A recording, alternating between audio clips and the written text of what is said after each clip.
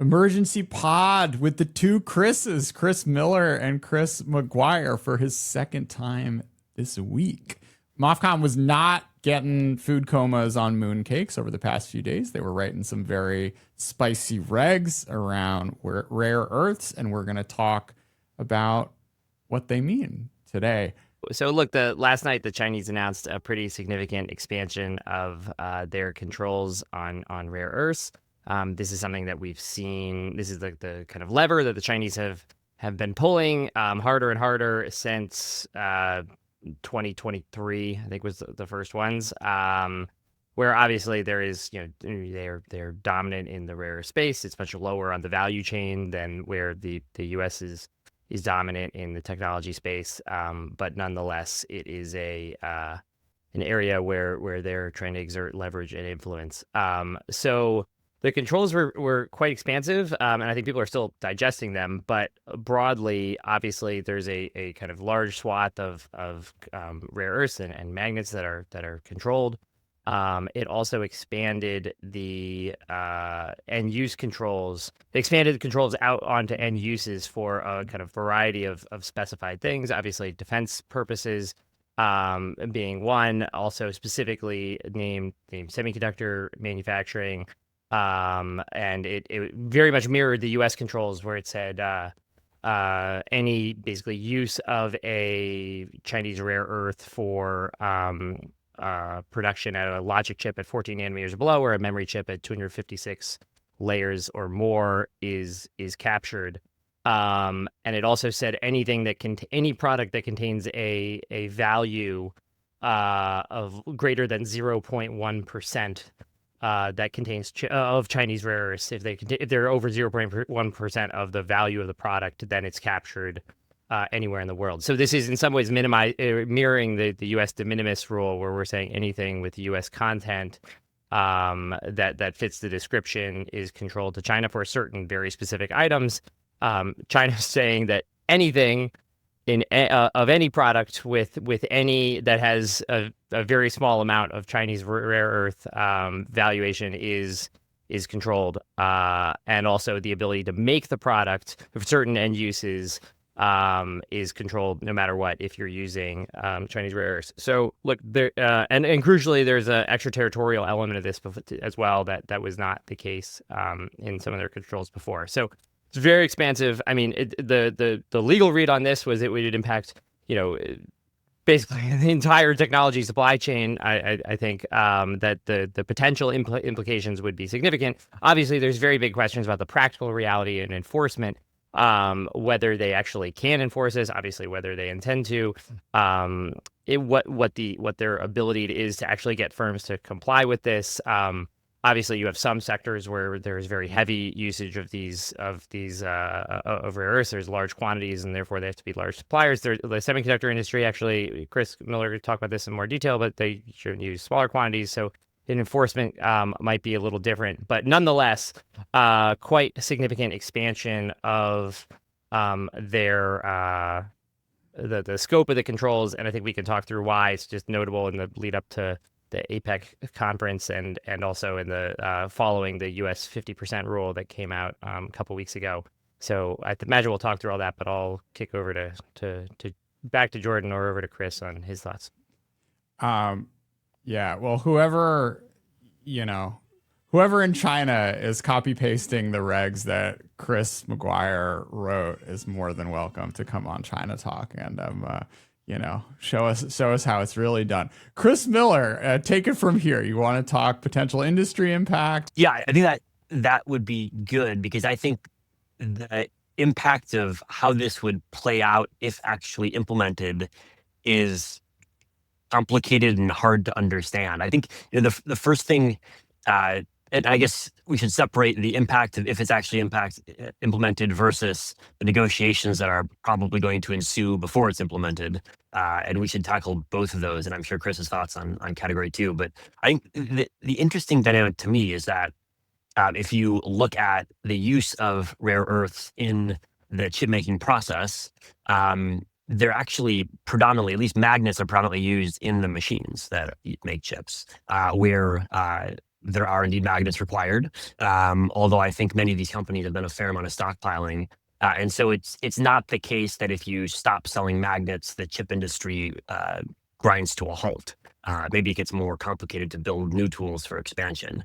The other direct chip industry impact, which the regs called out, was non-magnets, but other rare earths that are used in some of the materials and consumables. They specifically mentioned sputtering targets, for example. And I think it's really unclear, actually, how strong of a position China has here. We've just never run the experiment in real life. And so it's possible that China can really limit production of these items, but also we're talking about really small volumes. And so it's also possible that if China does implement the controls, there are ways to source from other companies or source secretly in ways that China can't find out. So all that's to say, if China actually carries the controls out, it might not be as immediately impactful on the chip industry as China hopes, with a pretty wide uncertainty interval. But I think we should probably turn to the question of what does it mean for the rest of the economy if China carries them out? Because that's where I think you would have probably pretty disruptive impacts. Yeah, let's start on let's play out the scenario of they actually do the thing, and then later on we can do the, what is the leverage here. I just got a text. Jordan, if you're doing a emergency pod on this, is the PRC going to spend MOFCOM export compliance officers to hang out in Indonesia? Maybe they'll actually be better at it than we are. How could this actually manifest in practice if they really wanted to push the button on these regs? Indicates that there's a big question there. But yeah, I mean, I think they would need. The problem that the PRC's had, the challenge they've had on these is like there is a secondary market here that they don't have as much insight into. So obviously they've tried to centralize control over the rare earth market to dilute that and to reduce the ability of firms to just buy rare earths basically through cutouts or things like that. But yeah, I mean, I think ultimately, like, look, if I think there's two things on firms like TSMC, let's say that they're using rare earths for production, right? And theoretically, that's not allowed without a license. I mean, they could apply for a license. They could, if they didn't apply for a license, I suppose the PRC could try to send an end use check to Taiwan. I don't think that would go over too well. But an alternative is they could kind of they try to say, well, TSMC is clearly violating because there's no way that you could be sustaining production without rare earths. Although, like Chris said, they very well might have a very large stockpile. But then again, like what's the leverage that they then have over those companies? Are they going to say, sorry, TSMC, your products are no longer welcome in China?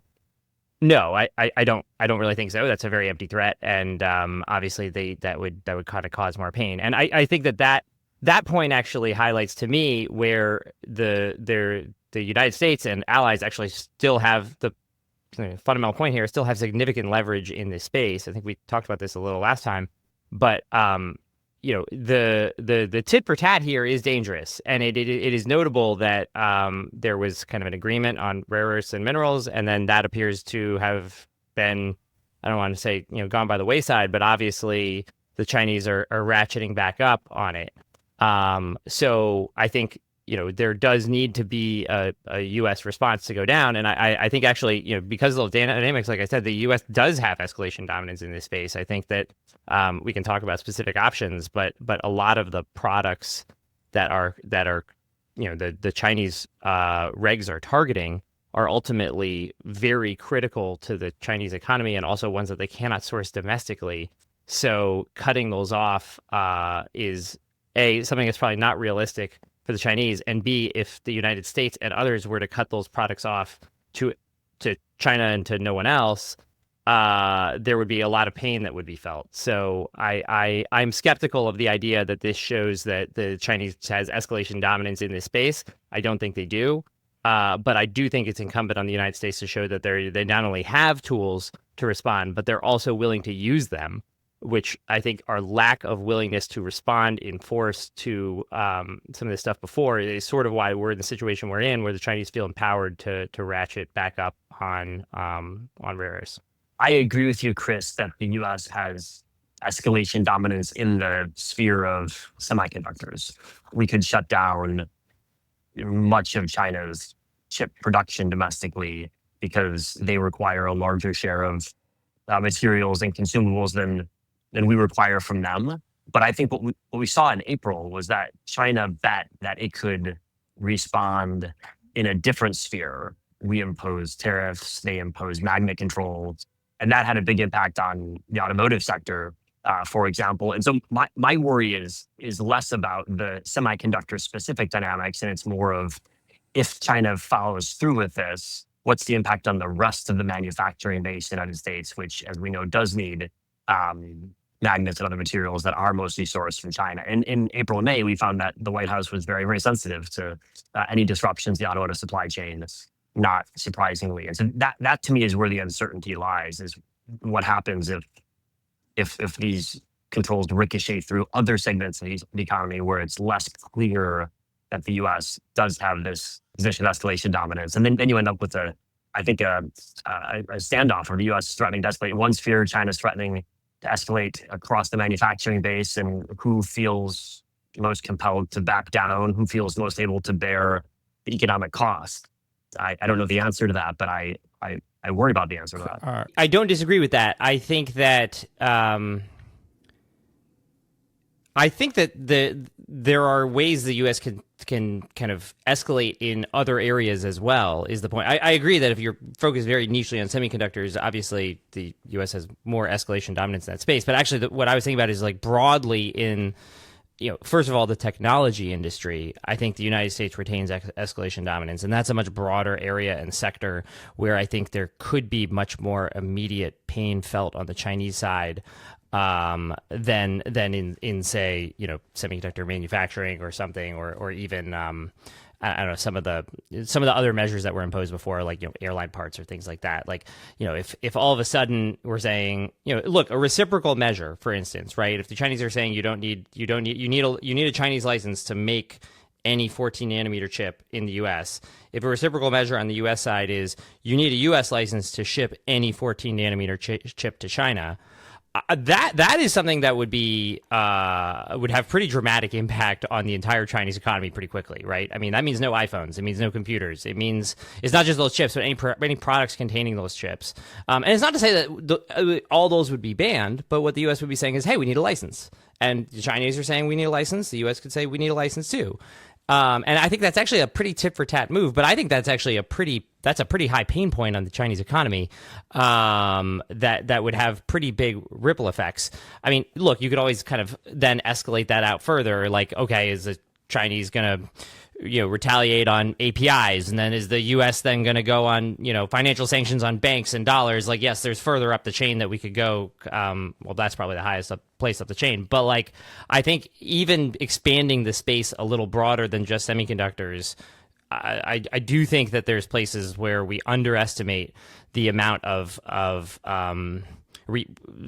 pain that we overestimate the amount of pain that the Chinese would be willing to tolerate. Because I think it actually might be more painful than people think. Yeah, that seems to me to be a key question. And I guess my mental model is that the Chinese are usually willing to tolerate more pain than we are, because their political system allows them to ignore short-run impacts on living standards to a much greater degree.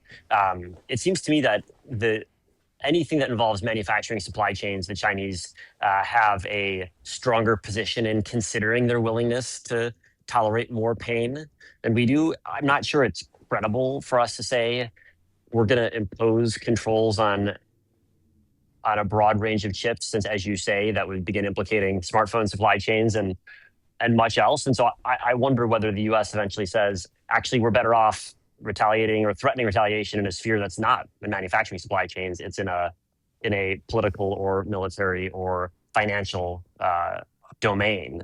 Because I think we've learned a lot over the last couple of months about the White House's willingness to stomach economic pain and Beijing's.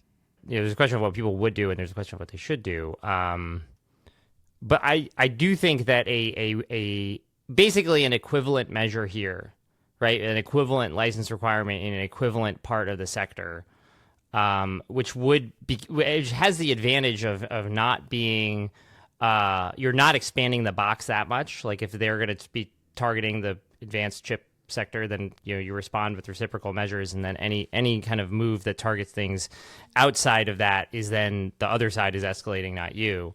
I think it's actually pretty easy to justify as like this is a reciprocal move. If they're going to require a license, we're going to require a license. But actually, that license requirement would potentially pose more pain on the Chinese side than on the U.S. side. Like you said, maybe there's auto firms in the U.S. that are more impacted. There's also Chinese firms that would be auto firms that would be pretty impacted by that, right? Like, what's the impact of BYD going to be if all of a sudden they can't source from TSMC until they get a license? Same with Xiaomi, right? Same with NIO. So I think, this is. I think the Chinese perceive that they have the ability to take moves like this and reshape the game board and exert their leverage over the United States without receiving kind of tit-for-tat actions back that really do cause them acute pain. And they were willing to do it before, and now they've shown that they're willing to do it again. And I think without a strong reaction back that shows that we're willing to apply acute pain too, and acute like short-term pain, not long-term strategic pain, because like you said, Chris, we would clearly lose that, but acute short-term pain. I don't see how this dynamic changes and we don't kind of keep getting put in the box in this way. But I do think that there's a way to kind of remind the Chinese that actually we have a lot of big levers to pull in this space as well. Yeah, that makes sense to me. I think the other key dynamic here is that the Chinese now clearly believe, and I think the rest of the world has increasingly bought into the thesis that they have a durable long-term position in their dominance over rare earth mining, but especially refining. And I guess one way to look at this is what's easier to replicate, a rare earth processing facility and mining for heavy rare earths, or an EUV tool. And I think we're betting on the latter. And I guess big steps that would show that China's making the wrong bet if it's betting on processing facilities and help the rest of the world realize that this is not a real credible threat over the long run would shape how the rest of the world responds to this. Yes, it'll be a very funny kind of flip if, like, everyone who makes the argument, putting export controls on China is just making them indigenize faster, if, like, the logic doesn't apply to the rest of the world, figuring out how to refine some rare earths and build diamond saws or whatever else is on that list. I mean, it's, what's good for the goose should be good for the gander, especially now that we have an administration which seems to be the continuity in terms of sort of state capitalism, like industrial policy, seems to be stronger than one might have guessed going from Trump 1 to Biden and into Trump 2. Yeah. Completely agree. And look, I think it goes without saying on all these debates, but it is worth reiterating that we obviously do need to dramatically reshore, friendshore rare earth production. The good news is I do think that's possible. It actually seems like most of the estimates are that would actually probably require, if it was a real, full, serious political commitment, also with buy-in from Congress and allies, like you're probably talking less money than you spent on the CHIPS Act, which was significant money, but it was $50 billion. I mean, we're talking $10 billion just to bail out farmers in the context of the short-term trade deal. So like it's not in the context of some of these broader kind of U.S.-China dynamics. It's actually, it would not be horribly expensive. And if that's what it takes to kind of get us out of this mess, then that should be a no-brainer. It's good that the administration is spending time and energy and effort prioritizing this, and just need to keep doubling down on it. But also recognize that the world doesn't stop until we get that. Like the world keeps going, and we have to keep kind of using our influence even while we're in a little bit of a trickier situation, but we can't. I wonder if any other country is going to try this, like squeeze an American choke point in order to get a better trade deal, or if this is really a China special. There aren't that many real choke points in the world economy. We're going to find out how much of a choke point rare earth refining actually is. It's only in the last, really couple of months that the world has made a serious effort to diversify. My guess is that it's a choke point only in the short run. And I think, outside of TSMC and Samsung and SK Hynix, the number of durable choke points are actually pretty limited. And the tooling companies sit below that, but I would agree, yeah. To like, if China wanted to pop the AI bubble, like what would the move be? I was joking to Chris McGuire after our show that like once China really starts to internalize Chris McGuire's narrative that, you know, Huawei can't compete with Nvidia into the medium term, that then like lights will start going off in Western data centers or what have you. I'm curious, sort of like specifically on the in the like high end compute ecosystem and what you need to build that out. Like, you know, I don't think that stuff is packaged in Taiwan, not China, right? I'm not sure if there are any direct links. Are there? No, a lot of the components of like a server do still come from China. You know, the companies involved all say they're trying to diversify, but when you get the cables and resistors and capacitors, there's a lot that is sourced from China. Now, again, are those durable choke points, or are those, you know, short-term choke points? I think that's an open question. But if you wanted to cause short-term pain, I think there's no doubt that China could. Yeah, there definitely were some packaging facilities for advanced chips a few years ago in China, but I think most of those have been sourced out as people have seen. That's no longer really a viable location. But yeah, no, that's right. Like there are undoubtedly still places in the supply chain where removing a node would hamper production, but the number where you could do that and hamper production for, you know, years, not months, maybe even weeks, but is relatively limited. I mean, frankly, even rare earths, like obviously that's a bigger one because it's more structural, but like with a serious political push, it's probably something that could be, you know, in 1 to 2 years, you could at least get some pretty serious production back online. It does require real coordination and resourcing, but it's possible. But yeah, not the case with a lot of the higher value things. So yeah, I think it's not impossible. You could just throw a lot of rocks and you know, create a lot of irritation. But are you going to kind of completely knock down the target with that strategy? I'm skeptical. Jordan, I think you should tell us how much pain Xi Jinping is willing to suffer. I don't know. I mean, You're the China expert. Well, there's like at a sort of like meta societal level, I think he thinks that, I mean, the Chinese individuals and the Chinese society has an enormous tolerance for pain. I mean, this is his life narrative, right? It's like one sort of like, you know, an incredibly painful upbringing, and then like the sort of a lot of the cultural stuff as well. You know, I mean, COVID, like keeping that on through Omicron much longer than other people is probably a relevant data point here. I mean,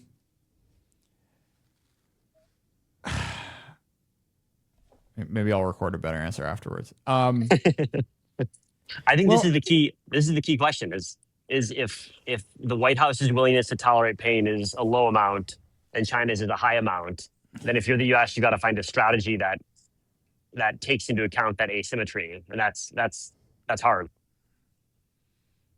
Well, I think that it's interesting though, because I think the White House has a lot of tolerance for pain on a lot of different dimensions. I mean, you know, what all the tariffs have done to the American economy is like pretty dramatic, right? And that is a thing that they have by and large settled in on. You know, I don't necessarily think that like what China's going to do on rare earths is going to change bond yields to the, you know, way that you know, to the extent you saw in late April, right, Chris? So, you know, isn't that what they're threatening? Like, I think you could say the opposite. Tariffs, like now the way that we've phased them in after the April shock has, you know, increased inflation very marginally, and you know, will have an impact on corporate margins, but you can't see that any sort of macro data unless you look very carefully. Whereas when there were threats to auto supply chains functioning, there was an immediate political reaction from the US. And I worry that, you know, again, I think if China actually implements these as they say they're going to, assuming negotiations and US threats around them fail, then then the impact could again be pretty substantial on the industrial base. Not, I think, less semis focused again, and more everyone else who uses rare earth magnets. And that's why I think the U.S. has got to think about the potential asymmetry of willingness to bear cost when devising a strategy. And that's why I think Chris is right that you've got to escalate back in ways that would inflict a fair amount of pain to equalize the dynamics. Well, And yeah, to be clear, I think you actually don't have to inflict that pain, right? There's actually a way that you have the threat and it gets you to the détente without actually doing any of this, right? Like it'd be better if all of this goes away, and like to be super practical, like the Chinese license requirement goes into effect on December 1st. If we put in fact a draconian license requirement on December 1st on 14 nanometer chips, I mean, it's not draconian, but like equivalent license requirement on 14 nanometer or less chips on effective December 1st, I think it's very likely that we get to December 1st and both of those go away, right? It's pretty similar to the kind of massive tariff escalation that never actually went into effect. So I think that would definitely. I think that the signaling is important, and it's also important to remind the Chinese that like they can't really operate with impunity in this space. I mean, keep in mind, look, the biggest two Chinese company, by far the biggest Chinese company by market cap is Tencent, right? Wholly reliant on U.S. technology still. The second biggest is Alibaba, extremely reliant on U.S. technology. So like, huge moves that massively impact the two largest Chinese companies, not to mention kind of everything under that, is going to alter Xi Jinping's calculus for sure. I think he thinks that we're just not going to do that. Yeah, no, I agree totally about the December 1st deadline being meaningful, and this is clearly intended to be a move in advance of the negotiations. And so, yes, the question is does the U.S. have a countermove that's credible? Yeah. And one thing I'd note is I think if I would say I think it's important that any counter move the United States take is something that is a tit for tat escalation that they're willing to take off the table for the foreseeable future. A significant mistake would be to escalate with policy measures that are under consideration and that we are independently are judged are necessary for national security purposes because those are the ones in the hopper, but then they are tied to this Chinese counteraction. And I worry that like if we kind of just reach for what's available, it actually very well could negate those measures in the future because they have to come off when the Chinese say, okay, we're going to reduce or take off our rare earth controls, but then we have no ability to actually execute that action in the future because obviously then the Chinese would escalate. So I think that it has to be something that we wouldn't otherwise do, but we will do in response to this. And that's why I think this kind of reciprocal license requirement that's pretty broad is something that's appealing to me and it makes a lot of sense. So one other point I think that is on the Chinese side is that if they keep this, if they threaten it, don't implement it because we've got some sort of retaliatory threat that then we negotiate and we both pause, but this is still hanging in the background, it might actually be a pretty dangerous strategy for China if they've got this sort of Damocles hanging over. Everyone looks at it and begins building their own rare earth processing facilities, and we find out that after a couple of years, this actually degrades pretty rapidly. It seems like a risky thing for China to threaten and not actually use, because if I think we're right that this degrades pretty quickly in terms of its durability as a choke point, then this might be something that if you threaten it and don't use it, it actually ends up going away. Yeah, it's so funny. We're just going to have a total flip of all the dynamics we've seen of the Chinese semiconductor ecosystem over the past 3 years. Every rare earth company in China is going to have the greatest Q4 of their existence. We'll have stockpiling, all of these all of these equipments are going to go abroad. We'll have a big startup boom. Every investor and their mother is going to try to find a new diamond saw or like thrumbolium manufacturing process, what have you.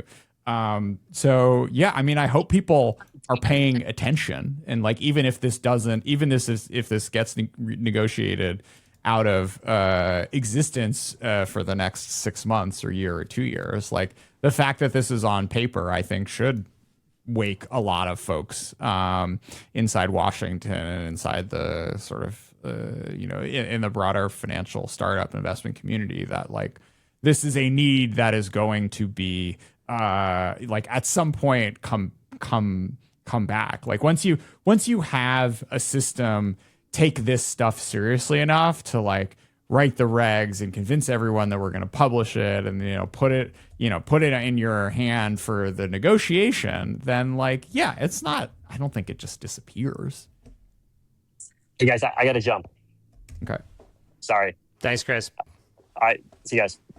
Yeah, we're definitely in the world gets turned upside down on these things sometimes. But look, I will say I think that these, just to code on this, I mean, like the Chinese are obviously evolving on how they are using export controls. I mean, it's really funny to see them like literally mirroring like the thresholds that are in our controls and the de minimis exception that was like a relatively recent innovation in our controls, and they're obviously reading them really closely and then just putting them back on, which I credit to them. We spend all the time thinking about it, and then they're fast followers, right? It's the same thing and everything. But anyway, this is a dynamic that it is not new to the Trump administration. Obviously, there's been a significant escalation. I think we talked about this a bit last time, but like the Biden administration dealt with this issue some too, and the Chinese have evolved in their thinking. But I will say my experience in the Biden administration was that clear and concise messaging behind the scenes, I actually think was effective in deterring more significant escalation in the rare earth space. Now, obviously, it's out in the open, so I think the behind the scenes messaging probably needs to be done in public now first, so that we can, everyone's on an equal, playing field. And then you can move to that, right? So I think that as long as we're a step down, you don't want to be negotiating from a position of weakness, which I think where we'd be if we don't kind of do something reciprocally. But I think that once you get to that position of equality, if not position of strength, the kind of quiet behind the scenes messaging to the Chinese work, saying like, hey, listen, you really don't want to go down this road because it can really end pretty badly for you. And there's a lot of kind of tools that we could use to escalate that would be that would be effective and would be pretty painful for you. And I they obviously would never admit that, but I think their actions showed that they recognize that, and I think it still could be effective. I know you were focused earlier around not expanding the box, but like the two sort of really resilient things are the chips and then the financial system access. Yep. And I think that's like the other one that we haven't really seen played. But it's there and it's not going away. And it's not like the Chinese haven't tried to do RMB internationalization, but like, have fun selling this stuff to Iran and Russia. Yeah, I mean, right? That's the sort of Damocles that's hanging over all this. And I think that you can get to equal footing with kind of reciprocal tit-for-tat escalation within the box, but then the private messaging can be, hey, like you don't want to go outside the box, because if you go outside the box, we go outside the box, and that's a dangerous place to be for you. And then you're talking about the utility of the dollar and stuff and limitations there. And we don't want to be in that world either, but that definitely gives them pause. What lessons from negotiating with Hamas and Bibi do you think Trump can take to the rare earths showdown? Wow. Hadn't thought through that one yet. You don't want to be negotiating from a position of weakness, right? Like going into APEC in a position of weakness, I think, and having the Chinese say like we're putting our controls over your entire technology supply chain, and we're just saying we're going to work it out. I think will be very difficult in an in-person negotiation with Xi, right? Like at the very least, his perception would be I have the upper hand, and therefore I'm not going to give an inch on anything. Mm-hmm. And I think that would probably be, that's not something that's Trump's instinct either. So. Yeah, don't negotiate from a position of weakness, and also look, I think the Trump administration put a lot of pressure on and we'll see obviously how this broader agreement pans out, and also no one cares at all what I have to say about the Middle East, so I wouldn't even pretend to talk about it. But that said, like if something holds, the Trump administration put pressure on Israel and on Bibi, and that the United States actually has a lot of weight and leverage. And that's true in actually every relationship, right? The U.S.-Israel relationship, our relationship with allies, our relationship with China. And the United States really does have the ability to, if it's serious, to kind of influence negotiations in big ways. And I think other countries take advantage of the fact that we're a little hesitant to escalate in big ways. And I think the person who recognized this dynamic actually the most is Donald Trump, who has been very willing to escalate in very dramatic ways in certain circumstances. So we'll see how it plays out here.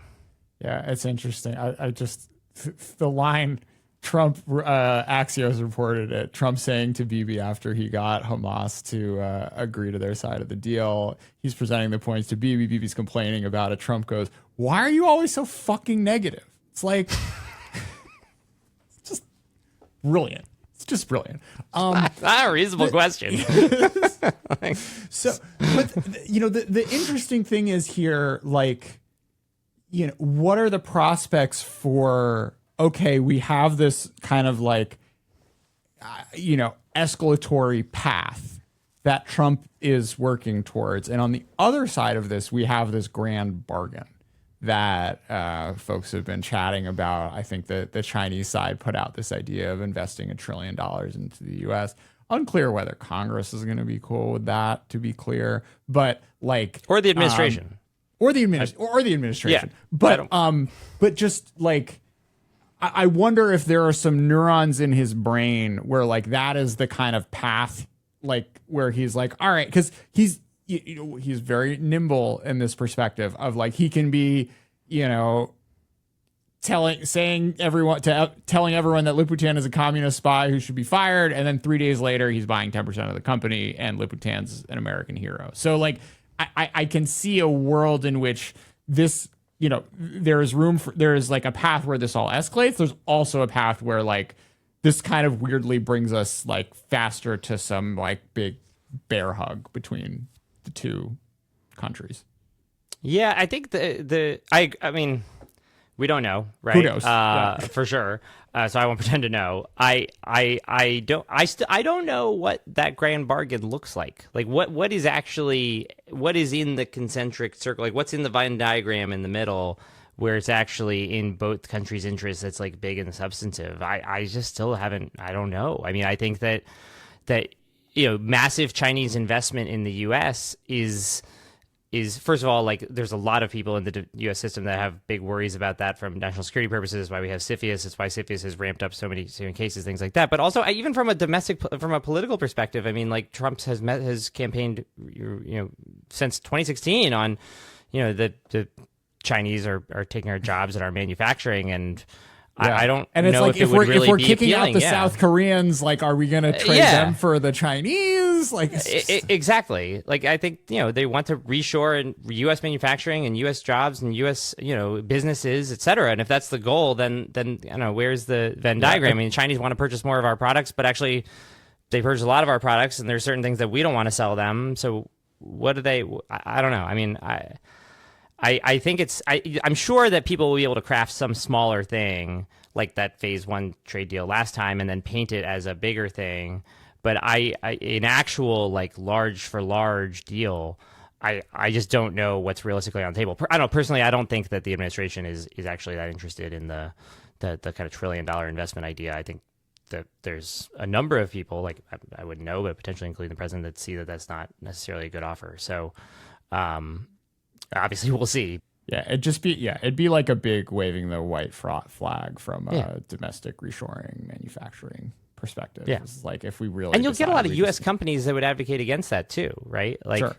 How are like the U.S. automakers going to feel about BYD opening up giant auto plants in Georgia? Like, probably not great, right? And I'm pretty sure they're going to make that pretty well known to the White House. Like, they're very good at that. So there's a lot of forces in here that will have influence that we can't. No one's going to ignore.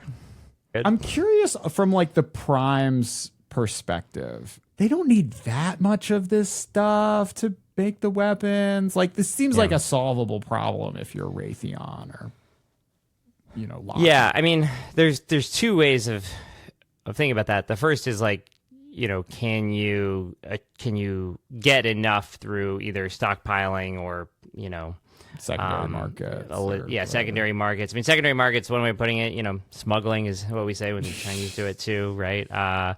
But there might be ways, when you're talking about smaller quantities, you can probably make that happen. I mean, talk to someone who's a more deep expert in the very particular materials, but certainly. The second thing is, like, as we're expanding production of these things, like, presumably there's a non-linear impact on each amount of production, right? Like the first 10% of the materials is more valuable than the last 10%, right? So it's not like you have to, even if we need 50% of the world supply for X mineral, even getting to like 20 or 30%.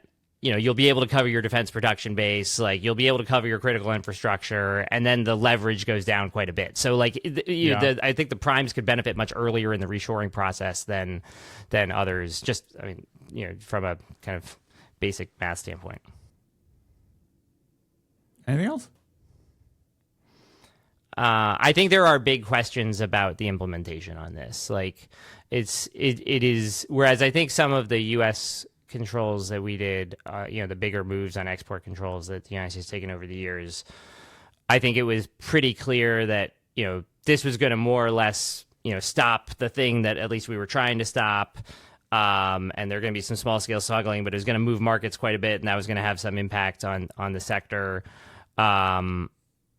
Whereas I think with this, there's a lot more uncertainty about like their control over the supply chain and actually how much, various firms use and what the near term impacts are going to be, like Chris was going through. Now, maybe the Chinese have mapped this out better than we have and actually know that this will be super painful in super areas. But I think there's also a lot of uncertainty on both sides here. And just the Chinese don't have a lot of levers or options. So there's a reason they keep coming back to this bullet. It's that it's the one they have.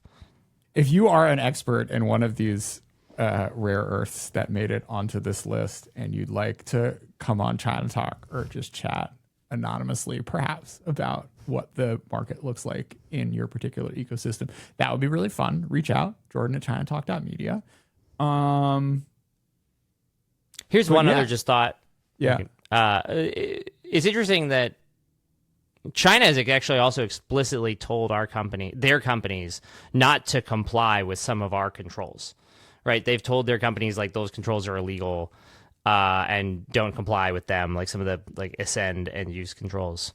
We could do that with our companies too.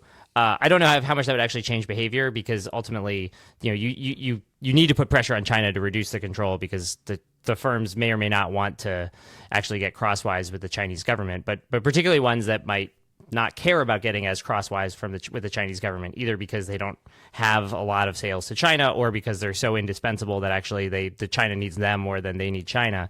Yeah. I don't know, that it could be helpful in signaling that's not not complying with the Chinese law is not going to get them in any kind of legal trouble with the U.S. could be something to consider. I don't know, lawyers should think about that, but as part of a package of responses, in addition to escalating, telling firms like, we're not going to be upset if you don't comply with that Chinese law, it's actually, again, reciprocal with what the Chinese are doing. So the U.S. government is shut down. Like, are the people who need to come up with the package for this, are they at their desks today, or like at watching one battle after another? Like, what are... I mean, who knows? It depends on agency to agency. I mean, I would say even when all the people are at their desks, the critical minerals talent in the U.S. government is very thin, and that actually, there's separate questions. I think there's been some talent exodus on some high tech topics recently that concerns me, but that is a long-standing issue. When I was in the White House, there were some people. There were some people, particularly like U.S. Geological Survey, for instance, has some really good folks on this. Yeah. So I hope that those people are accepted employees right now and are at their desks. No idea if they are, but there are still like diamonds in the rough in the U.S. government. That's a little harsh, but there are just these people who are pearls of wisdom. And actually, in the critical mineral space, there are a few, but like many topics, it's a few. So as this becomes more important, it is just like unbelievably critical that the U.S. government has more people internally and also at its active disposal who can give it unbiased, impartial, and thorough advice. Because look, the Chinese are looking at our kind of technical measures and taking technical measures back, and we have to understand them and be able to respond. This is kind of weird timing, right? Because from like a macro diplomatic standpoint, because we had Geneva, we had these nice talks, and then, I guess Trump got a little cranky. They're not buying the soybeans. We had the Treasury, Bessent start talking about, maybe we'll sort of raise the heat on sort of chemical stuff and airplanes. We had the 50% rule, which we talked about in the last episode. And then, this comes out. On the one hand, it kind of makes sense for them to keep this as a card to maybe discuss in a negotiation as opposed to putting it out. But what's your reflection, Chris, on like what this sort of thing means for like, the broader, underlying tensions in the relationship? Yeah, I mean, I think that some of the things that happened post Geneva, I mean, the soybean stuff is one thing, but I don't think like the 50% rule, for instance, was a response to the soybean purchases and kind of reallocation, Argentina stuff, right? Like, I think those were kind of completely separate tracks. But what that shows is just like this is just a very hard relationship to keep in a place that moves you towards this grand bargain, because there are certain structural things on both sides, but particularly on our side, given I think generally they benefit more from the kind of free flow capital than we do, that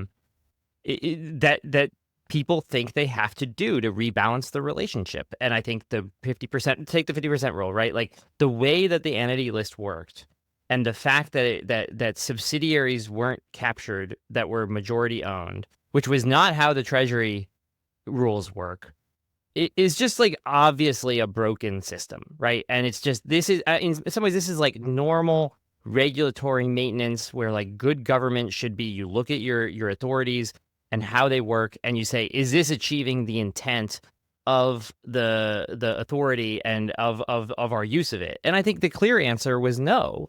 If you list a company, that you should block the exports to the company, and they shouldn't just be able to make a carve out right away. And so then there was a move to fix that, and that's not a new policy intent, right? It's not announcing we are fundamentally changing our approach on the Chinese economy, or our economic or technological or strategic relationship with China. It's just saying like we have a tool that's not really working, and we have to fix it. And that then, but we can't do that without engendering a pretty significant response the other way.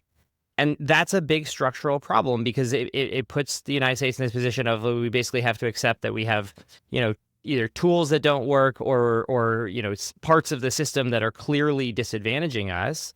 And we either just have to like take that and eat that, which is then, works more and more against us, or we will have to take those measures, and then you have to balance either you get an escalation spiral, or you try to avoid the escalation spiral through various deterrence messaging and things like that, which I think you can do. But either way, you're not moving towards this like we're super friends grand bargain, right? Yeah. So I don't think that correcting the fundamental is like, I don't think that there's a way to like both correct the fundamental structural imbalances in the trade system, which I think every administration has tried to do for several years, and have a grand bargain that actually is significant and mutually benefits the United States and China.